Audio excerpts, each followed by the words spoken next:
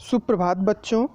मैं Anil Kumar Srivastava renaissance academy Balapar से आपका हिंदी शिक्षक उम्मीद करता हूँ कि आप सब स्वस्थ एवं मस्त होंगे। बच्चों, आज हम हिंदी साहित्य की पुस्तक क्षितिज भाग 2 से काव्य खंड के अंतर्गत प्रथम पाठ सूरदास जी द्वारा रचित पद का अध्ययन करेंगे। यहाँ पाठ प्रारंभ करने से पहले हम कवि के जीवन पर संक्षिप्त रूप से चर्चा करेंगे। बच्चों, मैं आपको बताना चाहूँगा कि हिंदी साहित्य के इतिहास को 4 कालखंडों में विभाजित किया गया है: आदिकाल, भक्तिकाल, रीतिकाल और आधुनिक काल। भक्तिकाल को भी 2 भागों में विभाजित किया गया है: निर्गुण भक्ति धारा और सगुण भक्ति द्वारा। सूरदास जी सगुण भक्ति धारा के कृष्ण मार्गी के श्रेष्ठ कवि माने जाते हैं। इनका जन्म सन 1478 में माना जाता है। एक मान्यता के अनुसार उनका जन्म मथुरा के निकट रुनकता या रेणुका क्षेत्र में हुआ, जबकि दूसरी मान्यता के अनुसार उनका जन्म स्थान दिल्ली के पास सिही में माना जाता है। इस प्रकार आप देखेंगे कि इनके जन्म स्थान के संदर्भ में विद्वानों में कुछ मतभेद हमें देखने को मिलता है। एक दोहे के माध्यम से उनके जन्म के बारे में बातें स्पष्ट होती हैं। वो दोहा है: रामदास सुत सूरदास ने जन्म रुनकता में पाया, गुरु बल्लभ उपदेश ग्रहण कर कृष्ण भक्ति सागर लहराया। इस दोहे के अनुसार अगर हम देखें तो उनका जन्म स्थान रुनकता में पाया जाता है। उनके गुरु वल्लभाचार्य जी थे। महाप्रभु वल्लभाचार्य के शिष्य सूरदास अष्टछाप के कवियों में सर्वाधिक प्रसिद्ध रहे हैं। मथुरा और वृंदावन के निकट गौ घाट पर वो रहते थे और श्रीनाथ जी के मंदिर में भजन कीर्तन करते थे।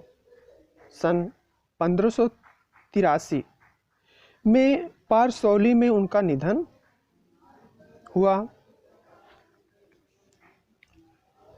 उनके 3 ग्रंथों सूरसागर, साहित्य लहरी और सूर सरावली में सूरसागर ही सर्वाधिक लोकप्रिय हुआ।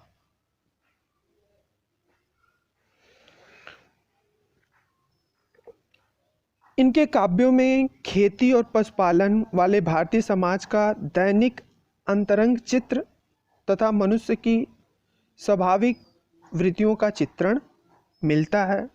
सूरदास जी हिंदी साहित्य में वात्सल्य और श्रृंगार रस के श्रेष्ठ कवि माने जाते हैं।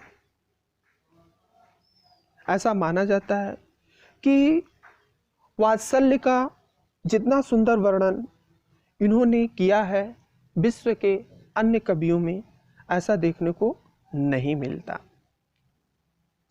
उनकी कविता में ब्रजभाषा का निखरा हुआ रूप है। वह चली आ रही लोकगीतों की परंपरा की ही श्रेष्ठ कड़ी है। यहाँ पे हम प्रस्तुत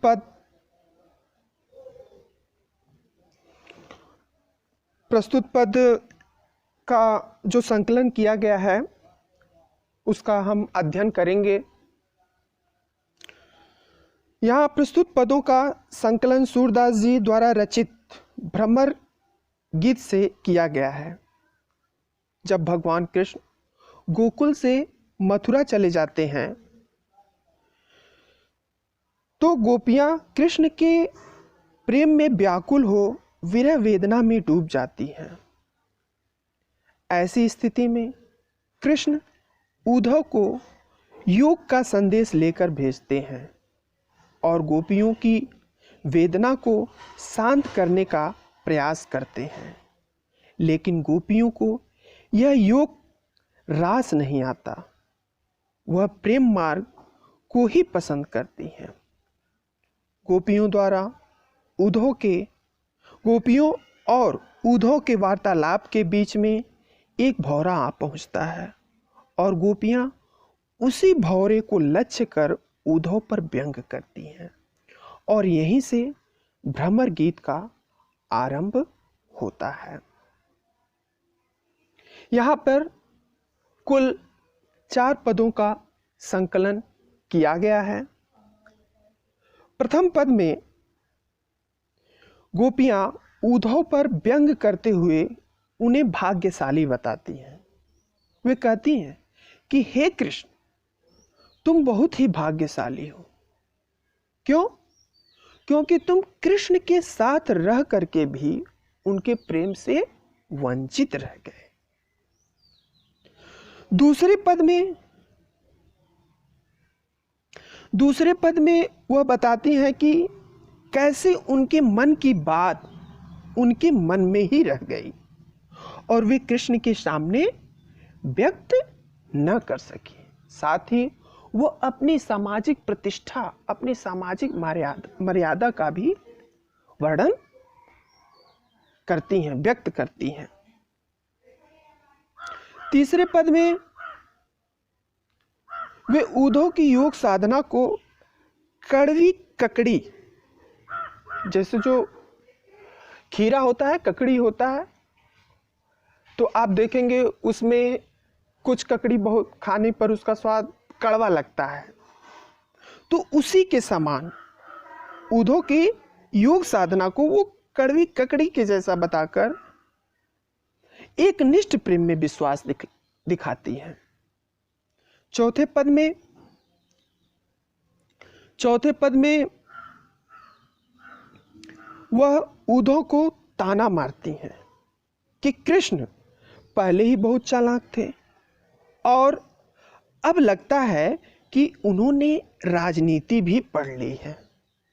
उन्हें अपने प्रजा का कोई ख्याल नहीं रह गया है। इस प्रकार गोपियां राजधर्म की ओर भी संकेत करती हैं।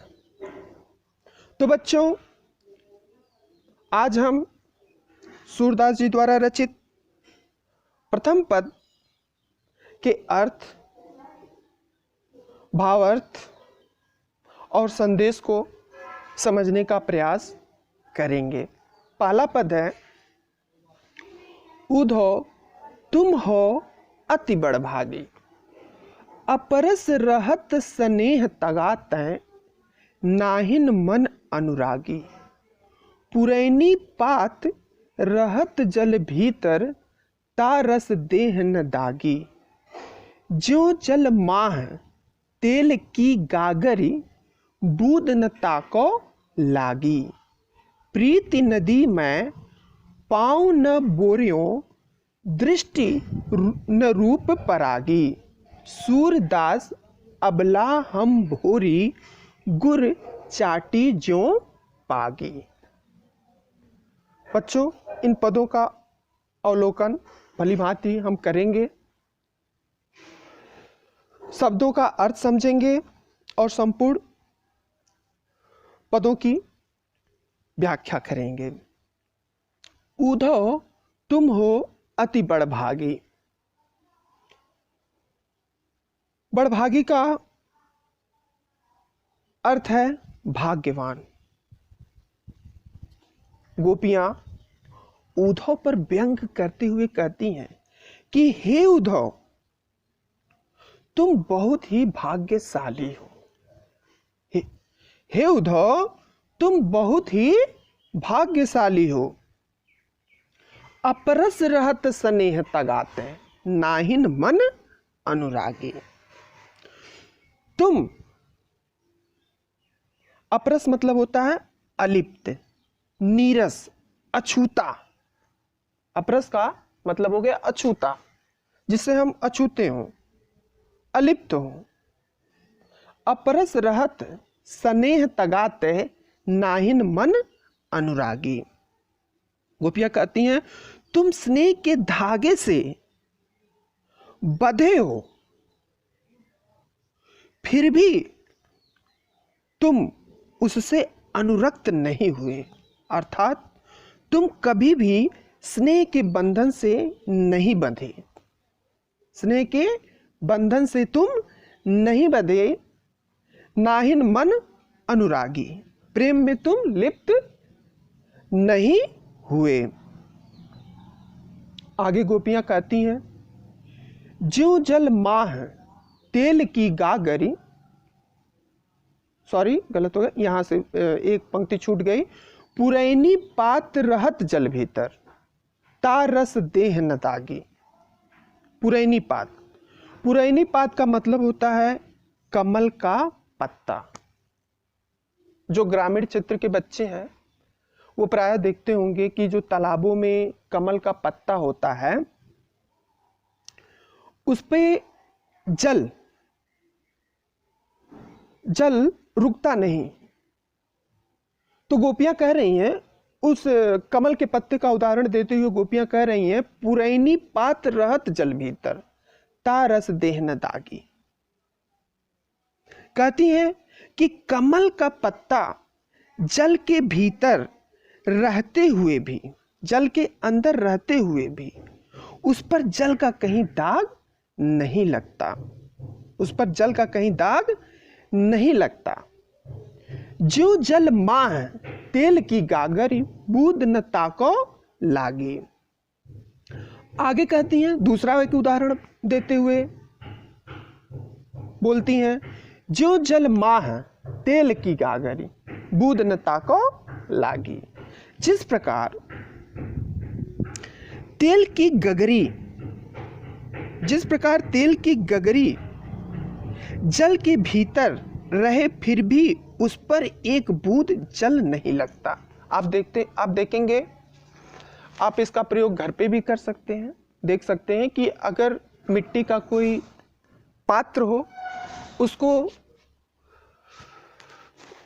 तेल में डुबो दें और फिर जल के अंदर डालें तो आप देखेंगे कि वो उसमें जल, जो उसका बाहरी हिस्सा है उस पर जल नहीं टिकता, उस पर जल नहीं टिकता। तो वही गोपियां दूसरा उदाहरण देते हुए कह रही हैं जो जल माह तेल की गागर बूंद न ताको लागे। जिस प्रकार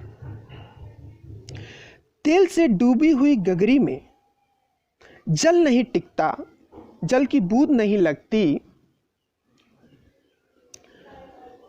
उसी प्रकार तुम कृष्ण के साथ रह करके उनके प्रेम में कभी लिप्त नहीं हो पाए। आगे गोपियां कहती हैं प्रीति नदी मैं पाँव न बोरियों दृष्टि न रूप परागी। प्रीति नदी मतलब प्रेम की नदी, प्रेम की नदी में तुमने कभी अपना पैर नहीं रखा, प्रेम रूपी नदी में तुमने कभी अपना प्रेम रखा ही नहीं। तुम प्रेम को क्या जानो, दृष्टि न रूप परागी। परागी का मतलब होता है मुग्ध होना। परागी का यहां पे क्या मतलब है, मुग्ध होना। गोपियां कहती हैं कि तुम्हारी दृष्टि कभी किसी के ऊपर मुग्ध नहीं हुई, तुमने प्रेम को, अर्थात तुमने प्रेम को कभी जाना ही नहीं। आगे सूरदास गोपियों के माध्यम से कहते हैं सूरदास अबला हम भोरी। भोरी मतलब भोली। सूरदास अबला हम भोरी गुर चाटी ज्यों पागी। गुड़ का मतलब यहां पे होता है गुड़, भेली जिसे कहते हैं। चाटी जो पागी, चाटी जो पागी का मतलब यहाँ पे गुड़ चाटी जो पागी का मतलब हो गया जिस प्रकार चींटियाँ गुड़ में लिपटी रहती हैं। आप देखेंगे कि अगर आप कहीं गुड़ रख देते हैं तो उसमें बहुत सारी चींटियाँ चिपक जाती हैं। कुछ चींटियाँ उसमें इस तरह से चिपक जाती हैं कि सूरदास अबला हम भोरी गुड़ चाटी ज्यों पागी। पहले वाले वीडियो में इस पंक्ति का अर्थ मैं स्पष्ट नहीं कर पाया कुछ तकनीकी कारणों से, तो बच्चों हम यहाँ पे इस पंक्ति का अर्थ समझने का प्रयास करेंगे। सूरदास अबला हम भोरी, गुर चाटी ज्यों पागी। सूरदास जी गोपियों के माध्यम से कहते हैं। यहाँ पे हम कुछ शब्दों के अर्थ समझेंगे। अबला का मतलब होता है नारी, भोरी का मतलब होता है भोली, गुर चाटी ज्यों पागी, गुर चाटी ज्यों पागी। यहाँ पे इन शब्दों का अर्थ हो जाएगा जिस प्रकार चींटी गुड़ में लिपटी रहती है। गुड़ का मतलब हो गया गुड़, चाटी जो पागी, चाटी जो पागी मतलब लिपटना, चिपका रहना। तो सूरदास जी गोपियों के माध्यम से कहते हैं कि हे उद्धव, हम भोली नारियां हैं, हमारी स्थिति तो उसी चींटी के समान है जो गुड़ में लिपटी हुई होती है।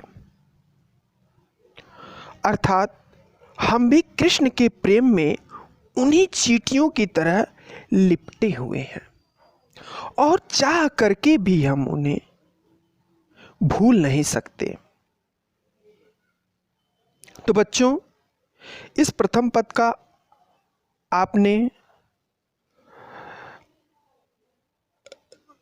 अर्थ देखा, इन्हें आप अपने शब्दों में लिखने का प्रयास करेंगे।